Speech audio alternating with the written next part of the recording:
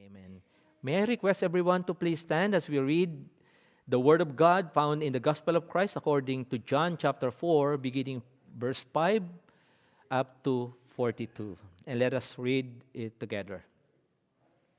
Eventually, he came to the Samaritan village of Sychar, near the field that Jacob gave to his son Joseph. Jacob's well was there, and Jesus, tired from the long walk, sat wearily beside well. Soon a Samaritan woman came to draw water, and Jesus said to her, "Please give me a drink." He was alone at that time because his disciples had gone into the village to buy some food. The woman was surprised, for Jews refused to have anything to do with Samaritans. She said to Jesus, "You are a Jew, and I am a Samaritan woman.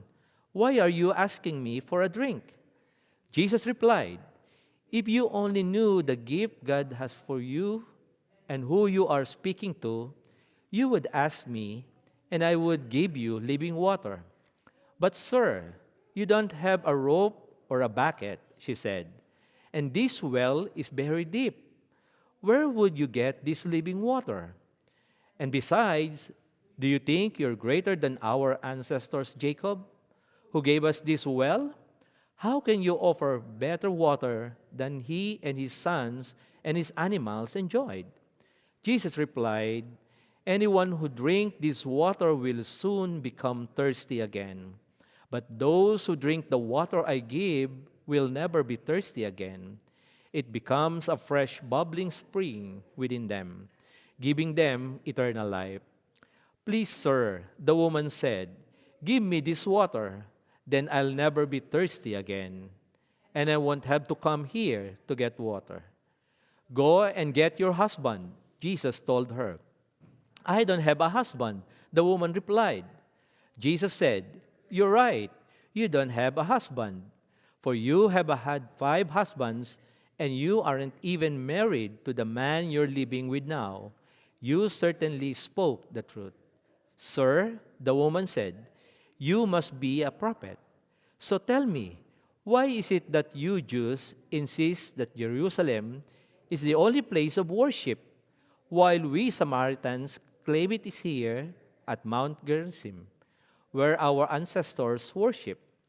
Jesus replied, "Believe me, dear woman, the time is coming when it will no longer matter whether you worship the Father on this mountain or in Jerusalem.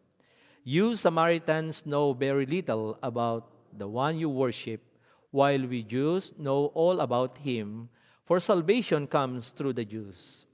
But the time is coming, indeed, it's here now, when the true worshipers will worship the Father in spirit and in truth. The Father is looking for those who will worship him that way. For God is spirit, so those who worship him must worship in spirit and in truth." The woman said, "I know the Messiah is coming, the one who is called Christ. When he comes, he will explain everything to us." Then Jesus told her, "I am the Messiah." Just then, his disciples came back. They were shocked to find him talking to a woman, but none of them had the nerve to ask, "What do you want with her?" or "Why are you talking to her?" The woman left her job beside the well and ran back to the village, telling everyone, "Come and see a man who told me everything. Could he possibly be the Messiah?" So the people came streaming from the village to see him. Meanwhile, the disciples were urging Jesus, "Rabbi, eat something." But Jesus replied, "I have a kind of food you know nothing about." "Did someone bring him food while we were gone?" the disciples asked each other. Then Jesus explained, "My nourishment comes from doing the will of God, who sent me, and from finishing his work. You know the saying, 4 months between planting and harvest, but I say, I wake up and look around, the fields are already ripe for harvest. The harvesters are paid good wages, and the fruit they harvest is people brought to eternal life. What joy awaits both the planter and the harvesters alike. You know the saying, one plants and another harvests. And it's true. I sent you to harvest where you didn't plant. Other had already done the work, and now you will get to gather the harvest. Many Samaritans from the village believed in Jesus because the woman had said, "He told me everything I ever did." When they came out to see him, they begged him to stay in their village. So he stayed for 2 days, long enough for many more to hear his message and believe. Then they said to the woman, "Now we believe, not just because of what you told us, but because we have heard him ourselves. Now we know that he is indeed the Savior of the world." This is the word of God for the people of God. You may take your seat.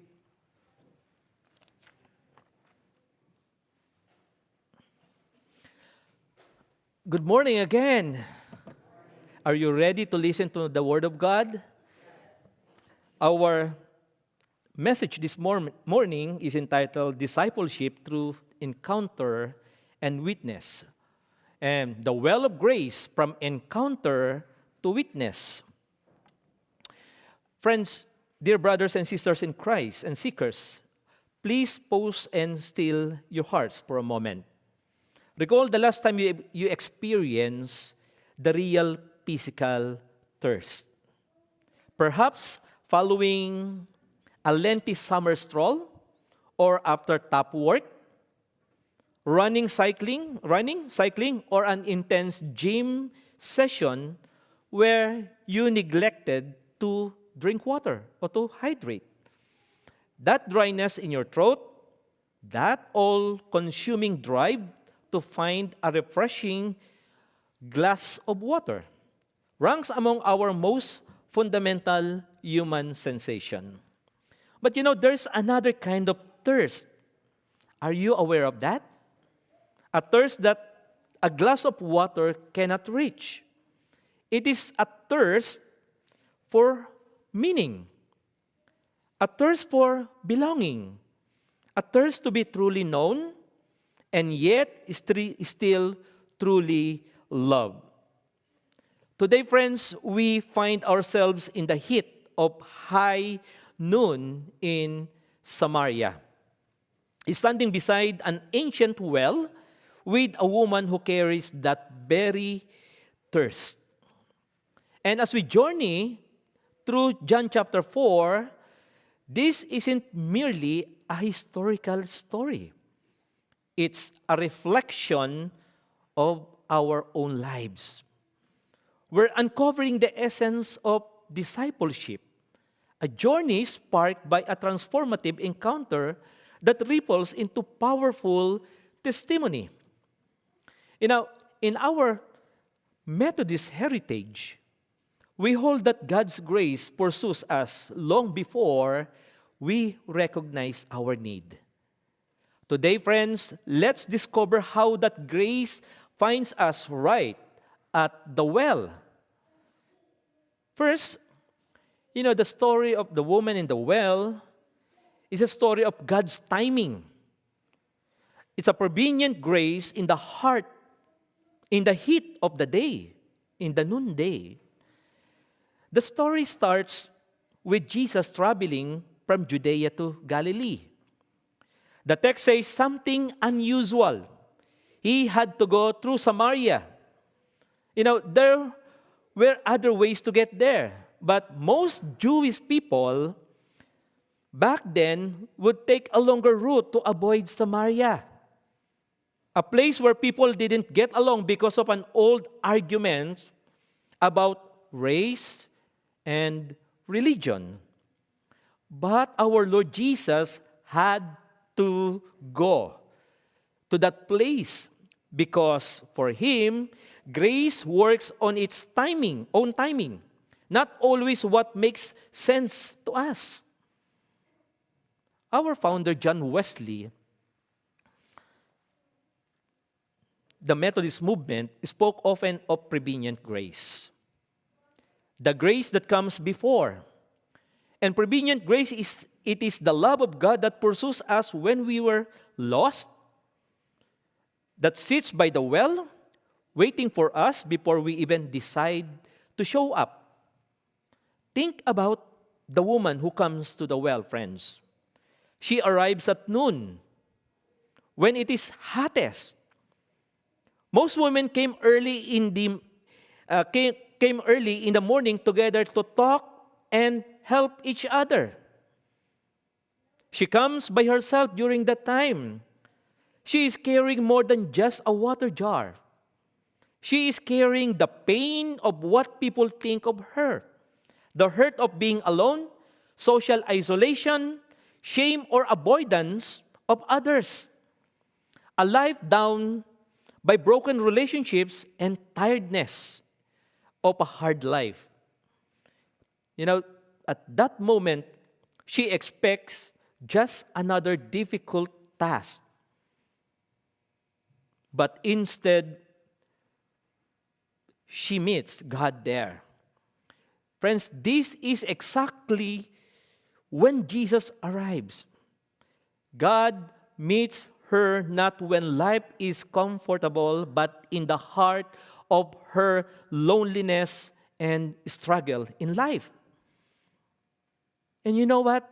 Jesus breaks every social boundary to speak to her. And Jesus breaks the gender, the racial and religious barriers. And before the woman asks anything, Jesus initiates the conversation. He asks, "Will you give me a drink?" In this simple request of Jesus, he humbles himself to the level of that woman. This is the first lesson of discipleship. Jesus meets us exactly where we are, in the middle of our mess, in the heat of our high noon moments, in our struggles in life. Jesus doesn't wait for us to get our lives together or to find our way to the temple. He came to Samaria. He sits at our well. His simple request opens the door to transformation.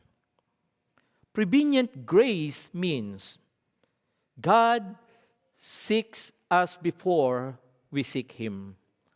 God speaks before we understand. God offers life before we deserve it. And that grace moves towards the broken, not away from them. Second, in this story, from physical thirst, the woman experienced spiritual fulfillment. As the conversation unfolds, the woman stays on the surface. She talks about the buckets, depths of well, and the ancestral tradition.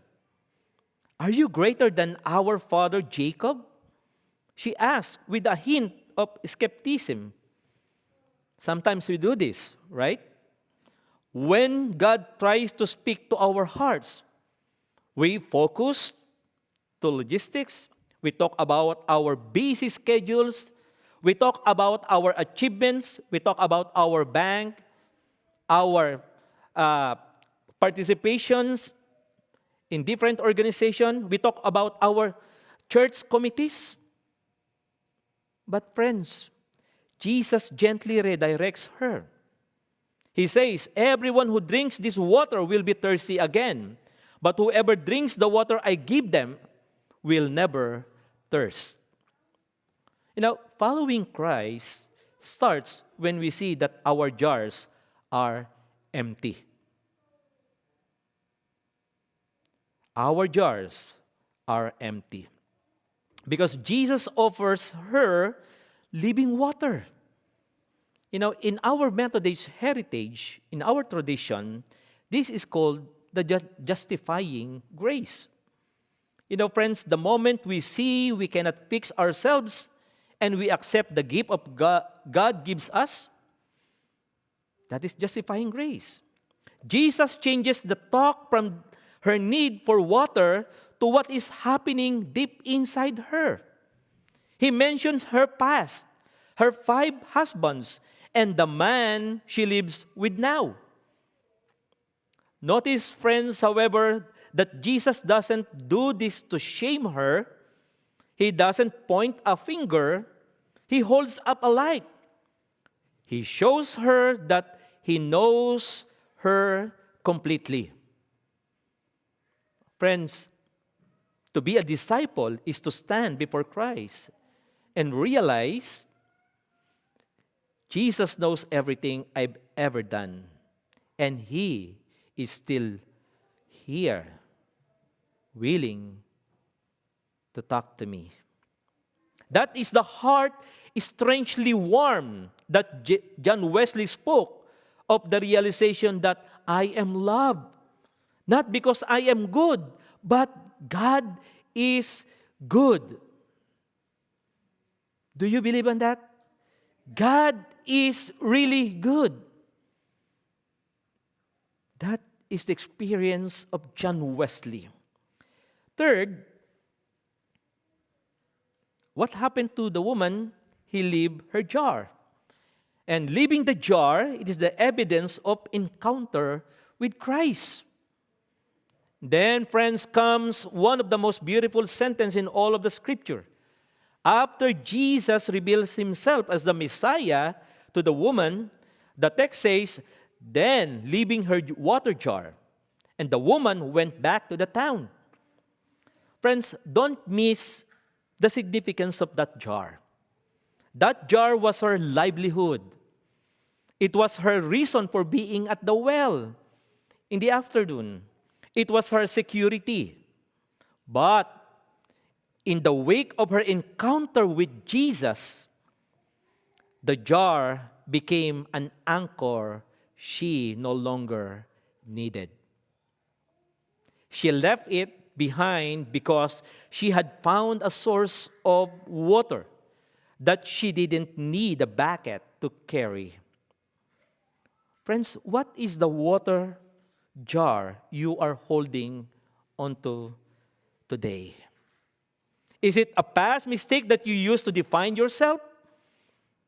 Is it a grudge you've carried for a decade? Is it the need to be right or the need to be in control? Remember this, friends. Discipleship is the process of leaving the jar.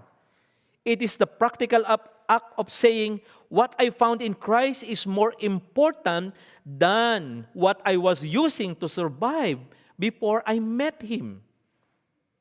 Friends, this is where sanctifying grace begins. The lifelong process of being changed and learning to love better like Jesus. The woman did not become a Bible expert right then, but she became someone who followed Christ. She did not know everything, but she had a new path to walk. Fourth, after she experienced that transformation, there must be a transformation in the life of the woman. So the transformation and mission, come and see. And this is the final movement of discipleship, is witness, like what she did. The woman runs back to the very people she was likely trying to avoid at noon. So she goes to the townspeople and says, come and see. Look, the man who told me everything I ever did. Could this be the Messiah? And notice her method, friends. She doesn't go back with a 4-point plan of salvation. She doesn't go back with a judgmental attitude. She goes back with an invitation to those people she encountered and says, come and see. This woman moves from avoiding people to inviting people, shame to testimony, isolation to mission. And the one who came in secrecy becomes the first evangelist to her town. And friends, this is the heart of Methodist evangelism. It is not about winning arguments. It is about sharing an encounter, your personal encounter with Christ. It is one beggar telling another beggar where to find bread, or in this case, one thirsty soul telling another where to find spring.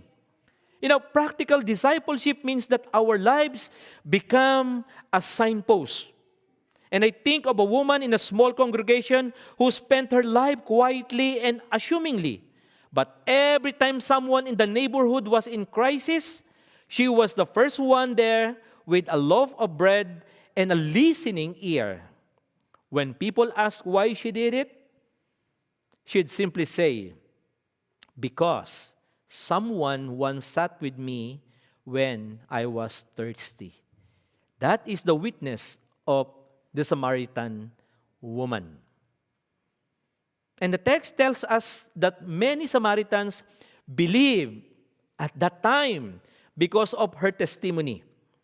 Her encounter led to their encounter because that woman was willing to be vulnerable to say, "He told me everything I ever did." And the entire community was transformed. They experienced change. They encountered Christ. Friends, as we close today, I want you to look at the landscape of your own life now.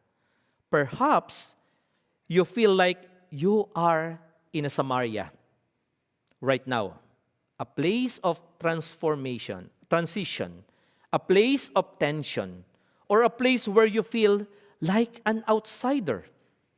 But know this, Jesus had to come to you. He is sitting at the well of your life, and He is waiting. He isn't interested in your religious credentials, academic credential, or your perfect history in life. He is interested in your thirst.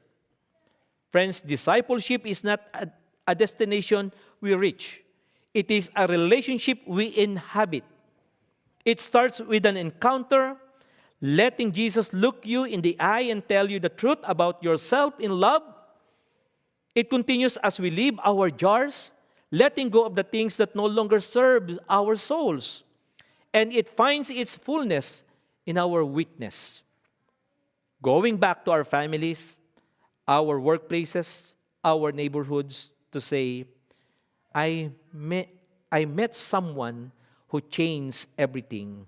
Come and see. Beloved people of Dwight, the sun is high, the well is deep, and the water is free.